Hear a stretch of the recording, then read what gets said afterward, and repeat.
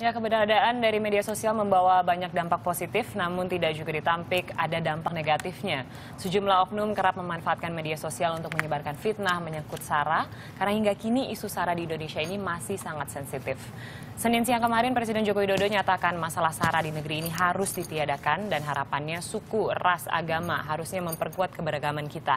Nah, sejauh mana kira-kira pemerintah mengatur regulasi media sosial di negeri ini? Kita akan berbincang langsung dengan Irjen Pol Boy Rafli Amar selaku Kadif Humas Polri. Selamat pagi, Pak Boy.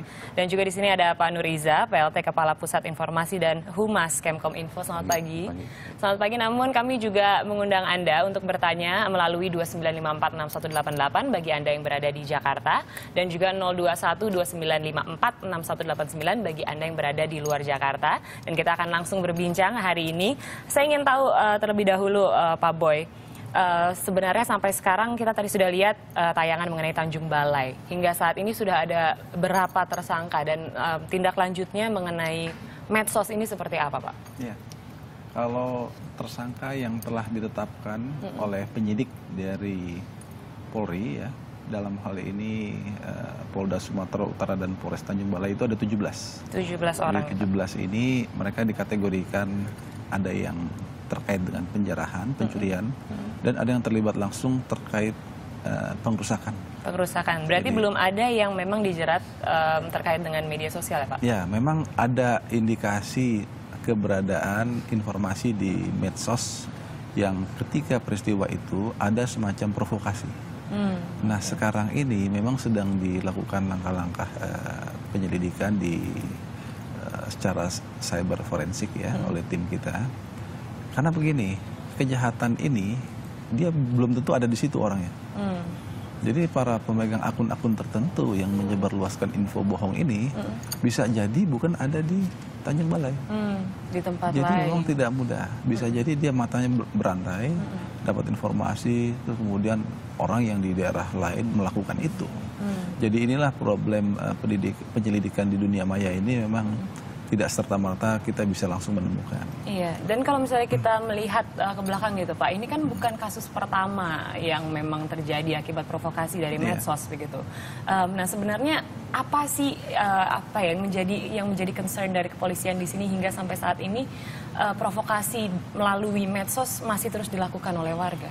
Ya, pertama kita menyadari perkembangan teknologi informasi yang maju saat ini ya, yang tentunya setiap orang bisa melakukan apa saja, khususnya dalam melakukan transaksi elektronik itu bisa mengekspresikan bermacam-macam ya, dengan tujuan-tujuan baik. Tetapi tentu kalau kita kembali kepada regulasi kita, terutama Undang-Undang 11 2008 tentang informasi transaksi elektronik,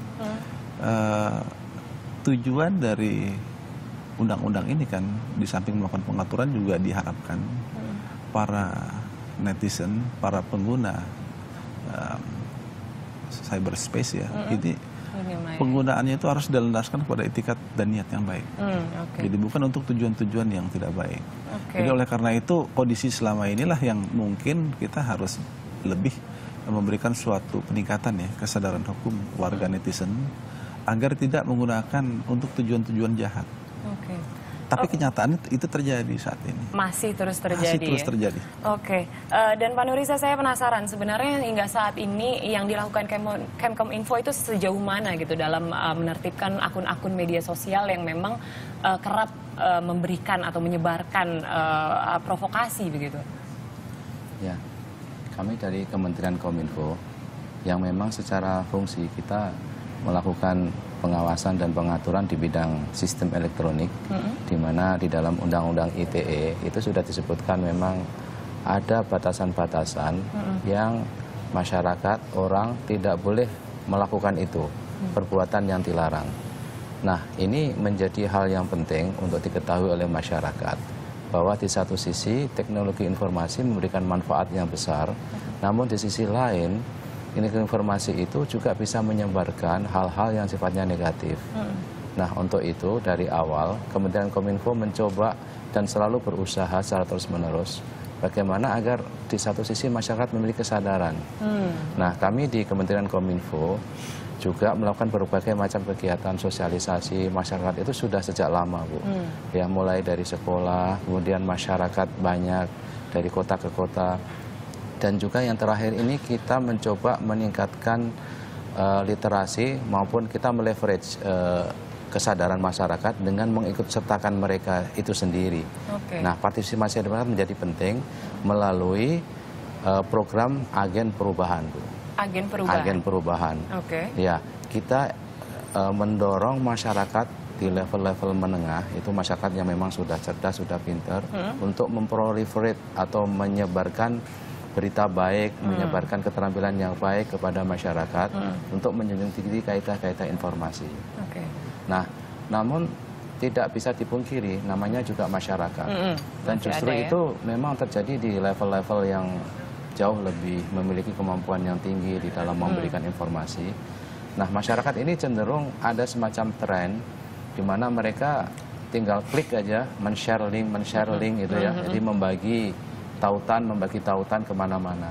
Nah, ini yang terus kita ingin dorong agar masyarakat itu mulai sadar. Nah, di berbagai macam, kalau dulu kan ada di dalam grup-grup di dalam Facebook, nah sekarang sudah mulai mengarah ke sosial media yang sifatnya private, seperti WhatsApp. Kalau dulu BlackBerry Messenger. Sekarang melalui WhatsApp, Line dan lain sebagainya. Dan itu sangat masif. Dan kalau dicegah pun juga tidak mudah itu. Sehingga tadi yang disebutkan oleh Pak Boy tadi itu sangat benar bahwa kita betul-betul harus begitu intens untuk memberikan pemahaman kepada masyarakat. Sosialisasinya terus dilakukan. Tapi kalau Pak Nuriza, saya penasaran gitu, kalau Anda melihatnya sampai saat ini, apa yang terjadi psikologis, seperti apa yang memang menyebabkan pesan ini begitu mudah tersebar di masyarakat?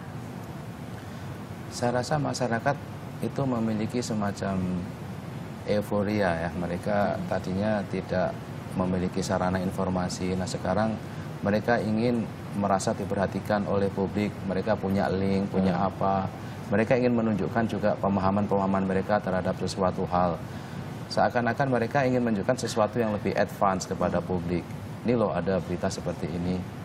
Nah, sehingga itu bisa menjerumuskan ke hal yang tidak baik. Akhirnya kan dikomen oleh banyak hal, orang lagi. Ada kebanggaan tersendiri untuk membuat itu menjadi trending gitu ya, Nah, Pak? di satu sisi ada hal-hal seperti itu sebagian masyarakat. Ya, itu ketidakconfidence dia, ketidaksabaran dia ketika berhadapan dengan teknologi yang begitu cepat menyebar. Nah terkait dengan penertibannya begitu. Di sini memang kami menemukan bahwa ada undang-undang mengenai pasal 28 ayat 2 Undang-Undang ITE bahwa pidananya ini penjara 6 tahun dan denda 1 miliar rupiah. Dan sejauh ini apakah memang sudah diimplementasikan dan sudah cukup untuk membuat efek jera, Pak Boy? Ya, kami lihat proses penyidikan selama ini sudah menyasar juga bukan saja pasal 28 ya, pasal 27 ayat 3 juga itu juga terkait pencemaran nama baik. Itu sudah banyak digunakan ya kepada warga masyarakat yang merasa hak pribadinya terganggu, hak privasinya terganggu. Jadi ini sudah mulai, walaupun ada respon ya, masyarakat kan cukup selama ini selalu mengatasnamakan kebebasan. Kebebasan berpendapat. Kebebasan dalam artian kan kebebasan kita adalah kebebasan yang harus bertanggung jawab. Oleh karena itu, karena ini diatur secara khusus, lex spesialis, ada undang-undang tersendiri, maka tentu ya warga negara juga harus sadar bahwa menggunakan akun-akun kita itu tidak bisa sembarangan. Artinya ada rambu-rambu hukum yang harus dipahami. Seperti pasal 28 menebarkan berita bohong terkait dengan isu-isu yang berkaitan dengan SARA. Ya? Ini juga sesuatu pendidikan hukum yang harus kita sampaikan ke masyarakat kita dari waktu ke waktu. Karena warga netizen ini kan dia terus sampai ke anak-anak yang kecil pun sekarang, SD pun sudah mungkin banyak yang menggunakan akun-akun ya. Oleh karena itu memang ini harus sampai meluas upaya-upaya peningkatan kesadaran hukum dalam membina dunia maya ini harus dengan cara-cara yang lebih masif lagi dan mereka akhirnya sadar tidak bisa sembarangan menggunakan. Dan diperlukan ketegasan juga ya Bapak, berarti untuk memang memberantas begitu provokasi-provokasi yang terjadi ini. Tapi tadi saya tertarik begitu, Pak Boy sempat mengatakan bahwa banyak anak-anak yang memang sekarang sudah menggunakan akun-akun. Nah, Sebenarnya kan kalau misalnya kita melihat beberapa media sosial seperti misalnya Facebook ataupun misalnya kita lihat Instagram, di situ ada batasan umur.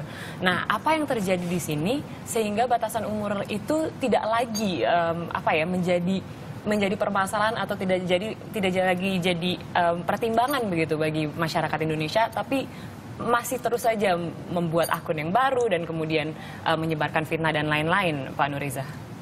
Ya, memang terkait dengan akun-akun sosial media, memang karena sifat kemudahannya itulah sehingga masyarakat di level manapun bisa memanfaatkan akun itu dengan membuat akun begitu mudah. Seorang anak yang baru SD juga sudah bisa, mungkin sebelum SD juga sudah bisa meng-create atau membuat akun baru untuk mereka sendiri. Disinilah memang diperlukan di samping di sekolah itu juga diberitahu. Yang lebih penting orang tua itu juga harus menanamkan image kepada anak, kesadaran bahwa ada sesuatu di balik akun-akun tadi. Apabila membuat suatu akun, kemudian melakukan suatu mengetik kata-kata yang tidak baik dan sebagainya, itu akan berakibat fatal. Oke. Iya. Ya. Tapi kedepannya adakah penertiban mengenai akun-akun yang memang bisa dikatakan tidak memenuhi syarat begitu? Kalau sebuah akun dan isinya memang adalah sesuatu yang tidak baik, sesuatu yang sifatnya provokatif, kemudian memberikan menjelek-jelekan kepada pihak lain yang secara berlebihan, itu sangat memungkinkan Untuk ditertibkan oleh karena ini Kemenkominfo. bukan masalah kita tidak ingin ada akun-akun tadi. Ini masyarakat ini kan banyak sekali. Betul. Mereka satu sama lain saling terganggu. Ya sehingga kita terus terang harus memediasi semuanya. Posisinya. Kita akan bahas lebih lanjut mengenai hal ini, tetapi ada yang sudah bergabung dengan kita pada pagi hari ini. Selamat pagi. Pagi. Dengan Pak siapa di mana? Mau bertanya pada siapa? Sulaiman Hasan di Banten. Oke. Silakan Bapak langsung pertanyaannya pada siapa? Iya. Oke, terima kasih. Kepada Bapak yang ada di studio. Ya. Iya, Bapak. Saya Sulaiman Hasan pernah menerima SMS Iya. penghinaan terhadap diri saya. Oke. Dengan bentuk seperti apa, Bapak? Saya laporkan ke Polda Banten, Oke. tidak ditanggapi. Oke. Dengan alasan SMS itu harus melalui pihak lain, baru ke Bapak. Baru ke Bapak. Oke. Jadi undang-undang ITE ini bohong besar ini. Bagaimana, Pak? Bohong besar. Terima kasih. Assalamualaikum. Oke, baiklah. Itu bukan pertanyaan, tapi ya Pak Sulaiman, terima kasih banyak. Tetapi saya ingin itu curhatan, tapi mungkin memang masih ada juga mungkin yang di luar sana yang mendapatkan perlakuan seperti Pak Sulaiman begitu. Kalau dari Pak Boy tanggapannya seperti apa? Ya mungkin ini komunikasi dengan pihak penyidik yang nangani ya, jadi tidak clear ya. Artinya di sini mungkin ada salah pemahaman. Ini mungkin masalah proses penanganan perkara saja. Oke. Bukan berarti tidak dihiraukan begitu. Jadi, ya. banyak contoh-contoh yang sudah berjalan, banyak sekali perkara-perkara yang terkait dengan masalah pengaduan ya, pencemaran nama baik dan penerapan pasal 27 ayat 3 itu, termasuk kasus-kasus mungkin yang pernah kita dengar di Jogja ya, ada ya. Kemudian dulu penyebar luasan melalui medsos, ada berkaitan dengan berita ya, rame juga ya. Iya, betul sekali. Ketika dia mengumpulkan koin begitu ya, Pak ya. Oke, selanjutnya kita juga masih akan mengangkat telepon. Selamat pagi. Selamat pagi. Dengan siapa? Ya, selamat pagi. Selamat pagi, Mas. Dengan Mas siapa di mana?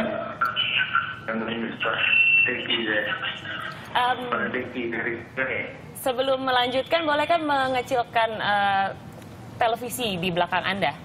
Karena feedback, ya? Ya. Oke. Pertanyaannya apa, Bapak? Ya, selamat pagi. Selamat pagi. Silakan langsung ke pertanyaannya. Kita sangat prihatin dengan kejadian yang terjadi di Tanjung Balai. Semua itu tergantung kepada pemimpin agama yang membina para umatnya untuk bisa mengembangkan kasih sayang di antara sesama. Betul sekali, Pak. Ya, tanpa kasih sayang di antara sesama tidak mungkin itu terjadi. Karena kita satu, apalagi negara Pancasila, harus kita junjung persatuan dan kesatuan serta kerukunan di antara kita. Oke. Kemudian kita juga minta kepada teman-teman yang selalu melakukan sweeping saat menjelang Lebaran. Itu kalau menurut kami yang lain kami sangat tidak setuju. Karena apa gunanya kita berpuasa selama 1 bulan, terus hati kita juga masih tetap membenci sesama. Demikian saya kembalikan. Terima kasih Pak Boy sama Pak Nur Haji. Baik, terima kasih Bapak. Tadi juga adalah tanggapan begitu ya dari warga 2 yang memang memberikan tanggapan mengenai kasus ini. Tapi kembali lagi kalau kita bicara mengenai medsos begitu. Kemudian ke depannya Pak Boy, ini kan memang menjadi masalah baik kita di kota besar maupun juga di kota-kota kecil di Indonesia gitu. Kedepannya apa ada semacam rencana dari kepolisian yang untuk memang benar-benar memastikan bahwa provokasi seperti ini tidak lagi terjadi? Ya, ini sulit untuk kita jamin seperti itu ya. Tetapi langkah-langkah preemptif, sosialisasi berkaitan dengan masalah hukum, kita juga melakukan sejumlah katakanlah kopi darat ya. Pertemuan-pertemuan para Facebooker, para warga netizen. Ini kita ingin menyampaikan pesan-pesan berkaitan masalah bagaimana seharusnya kita berkomunikasi di dunia maya. Ini kita lakukan secara berkala dari tahun ke tahun. Kami yakin juga jajaran Kominfo melakukan hal seperti itu. Artinya upaya ini harus lebih masif lagi. Karena penyebar luasan informasi di dunia maya ini kan sangat masif. Betul. Tidak bisa kita hindari dan ini adalah sesuatu yang sangat dimungkinkan oleh siapa saja melakukan Artinya itu. ini challenge begitu ya Pak? Luar biasa ya. Kalau terakhir mungkin dari Pak Nuriza, ada imbauan kepada masyarakat, sosialisasinya seperti apa gitu yang harusnya memang masyarakat ini pahami sebelum menggunakan medsos? Ya, hendaknya masyarakat begitu sadar bahwa apa yang mereka sampaikan ke media itu memberikan dampak yang sangat besar. Meskipun kadang mereka merasa itu kan hanya sesuatu yang begitu saja, sesuatu yang sederhana. Jadi mereka share link dan lain sebagainya. Kemudian di dalamnya terjadi komen dan sebagainya. Memang sering sesuatu yang muncul begitu tajam di komen-komen tadi. Nah, mungkin yang menyampaikan link itu hanya mencoba memberikan stimulus. Kalau saya kasih link ini bagaimana sih tanggapan orang? Nah, memang kita harus semakin sadar teman-teman di lapangan, kemudian masyarakat luas untuk lebih arif, untuk bisa menata diri agar mereka semakin bijaksana di dalam bermedia sosial. Di dalam media sosial ini nggak ada istilah kriteria siapa dewasa, siapa anak-anak, Bu. Seorang yang sudah dewasa, sudah matang, itu pun berubah menjadi anak-anak juga di sosial media. Kadang-kadang ada juga sebagian yang tidak paham, tidak tahu, sehingga ini terus kita beritahu. Ya, ketidakdewasaan di dalam media sosial itu masih banyak terjadi. Ya. Intinya memang harus bijaksana dalam bermedia sosial dan kita juga mengharapkan sosialisasi terus digencarkan oleh Kemkominfo dan juga kepolisian. Terima kasih banyak sudah hadir di sini. Intinya memang menggunakan media sosial ini tidak main-main karena jika Anda mau menyebarkan sesuatu memang harus di cross check lagi keabsahannya dan juga jangan sampai ini memprovokasi. Intinya jangan sampai jempol kita membawa kita ke dalam masalah. Itulah.